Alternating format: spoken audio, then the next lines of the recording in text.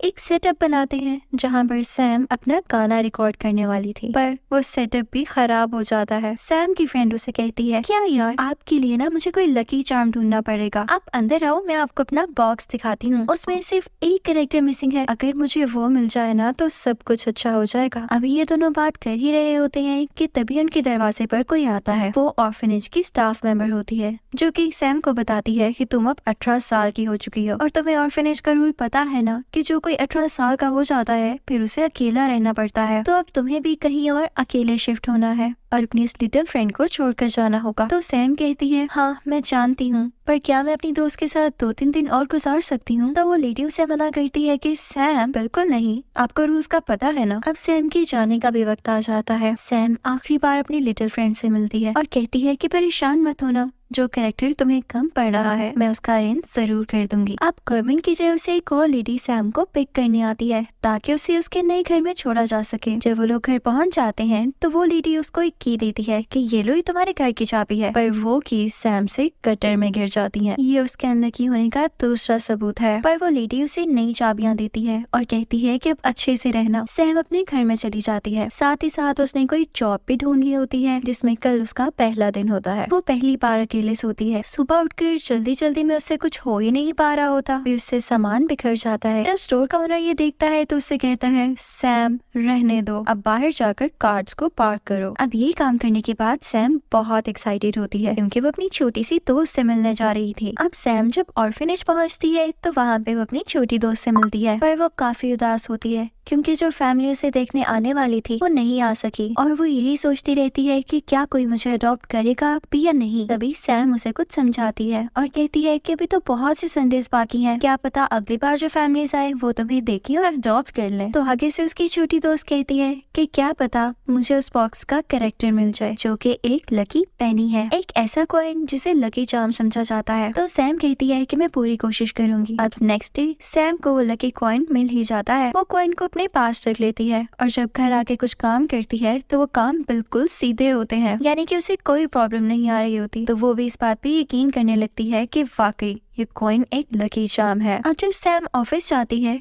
यानी कि अपनी जॉब पे, तो वहाँ पर भी सब चीजें अच्छे से ऑर्गेनाइज कर लेती है। तो वहाँ का ओनर भी बहुत खुश होता है कि सैम बहुत बढ़िया जॉब की है। अब सैम ये भी सोच रही होती है कि वो जल्दी से कॉइन अपनी फ्रेंड को भी दिखाएगी, लेकिन उससे पहले उसे वॉशरूम जाना पड़ता है जहाँ पर वो अपने मोबाइल के साथ वो कॉइन रखती है और वो गलती से फ्लश हो जाता है। जब कॉइन टॉयलेट में गिरा था तो सैम ने बहुत कोशिश की कि वो कॉइन को पकड़ ले, पर साथ ही वो फ्लश हो गया और बह गया। सैम इस चीज पर बहुत दुखी होती है। वो बाहर रोड पर आती है और उदास रहती है, पर तभी उसके सामने एक ब्लैक कैट आती है। वो कैट उसके पास पहले भी आई थी उसी दिन जब उसे वो लकी कॉइन मिला था। अब सैम उस कैट को देख के दोबारा से बातें करने लगती है कि प्यारी बिल्ली, तुम्हारी वजह से मुझे वो कॉइन मिला था, मैं कितनी अनलकी हूँ कि मैंने उसे खो दिया। तो वो कैट आगे से कहने लगती है, क्या तुमने वो कॉइन खो दिया? तो सैम इस पर बहुत हैरान होती है कि तुम बोल सकती हो, पर तभी वहाँ से वो ब्लैक कैट भागने लगती है और सैम उसके पीछे पीछे होती है। सैम चिल्लाती जाती है कि प्लीज मुझे वो कॉइन एक बार और दे दो, अब की बार मैं उसका ख्याल रखूंगी, पर कैट वहाँ से दूर चली जाती है। अब सैम एक जगह छुपकर कैट को देखने लगती है। वो कैट काफी अजीब हरकत करती है। वो स्ट्रीट में एक पोर्टल ओपन करती है और उसी पोर्टल में जंप लगा देती है। सैम को ये बात बहुत हैरान करती है और वो जल्दी से पोर्टल बंद होने से पहले ही पोर्टल में भी जंप लगा देती है। जब कैट को पता चलता है कि सैम उसके पीछे आ गई है तो वो उसे वार्न करती है कि यहाँ पर इंसानों का ना मना है, तुम चाहती क्या हो, मैं तुम्हें वो कॉइन नहीं दूंगी। पर सैम उसे कहती है कि मुझे किसी से डर नहीं लगता, प्लीज मुझे एक मौका दे दो। पर तभी वो कैट कहती है, जल्दी से छुप जाओ, कोई आ रहा है। अब तभी वहाँ पर दो छोटे छोटे इंसानों जैसे क्रिएचर्स आते हैं। इन्हें इस दुनिया में लेप्रिकॉन्स कहा जाता है। उस कैट से बात करने लगते हैं और उनके जाने के बाद सैम दोबारा से आ जाती है। सैम कैट से कहने लगती है कि मैंने सुना तुम लोग किसी कॉइन डिपो की बात कर रहे थे जहाँ से कॉइन्स मिलते हैं, तो प्लीज एक दिलवा दो ना। तो वो कैट उससे कहती है कि नहीं नहीं, वहाँ सिर्फ लेप्रिकॉन्स जा सकते हैं, तुम नहीं। तो सैम कहती है, तो क्या हुआ, मैं लेप्रिकॉन्स की तरह एक्ट तो कर सकती हूँ ना। अब वो कैट उससे तंग आ चुकी होती है।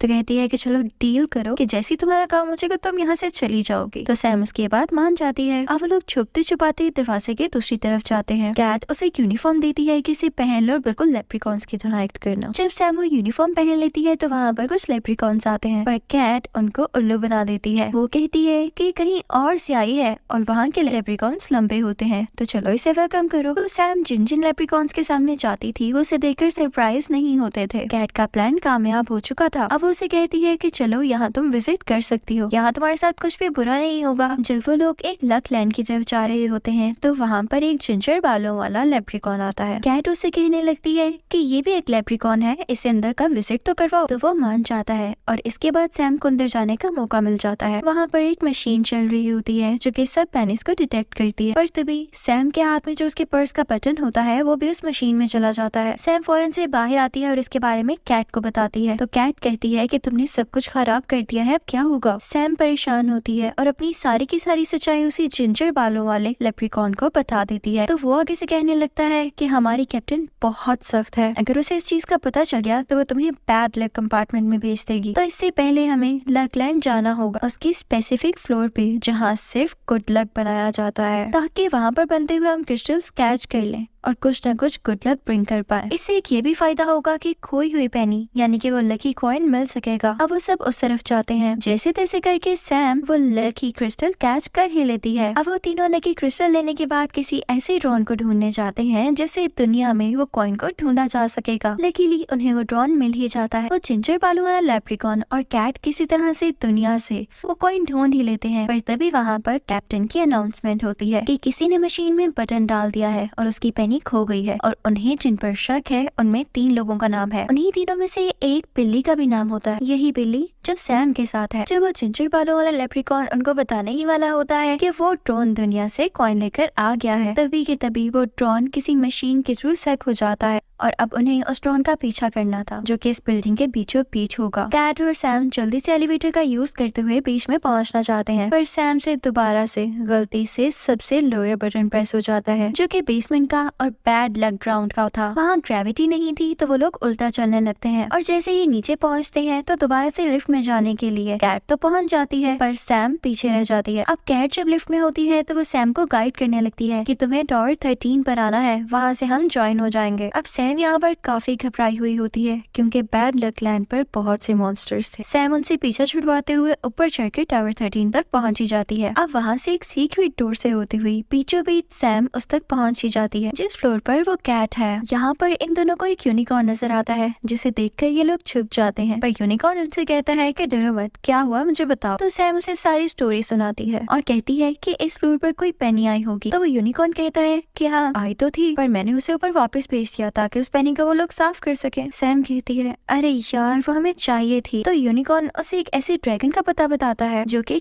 फिर बाहर निकलती है तो देखती है कि कैप्टन ने उस ब्लैक कैट को अरेस्ट कर लिया है क्योंकि वो जान चुके हैं कि यही वो कैट है जिसने अपनी पेनी घुमाई है। तो तभी सैम वो पेनी लेकर जाती है और कहती है कि ये इसी ब्लैक कैट की है, इसने ये गिरा दी थी, तो प्लीज आप इसको अरेस्ट ना करें। अब ब्लैक कैट को छोड़ दिया जाता है। ब्लैक कैट सैम की इस हरकत से काफी हैरान होती है कि तुमने मेरी जान क्यों बचाई, तुम्हें ये पेनी तो अपने और अपनी फ्रेंड के लिए चाहिए थी ना। तो सैम कहती है नहीं, तुमने मेरी इतनी मदद की, पहले तुम्हारी जान ज्यादा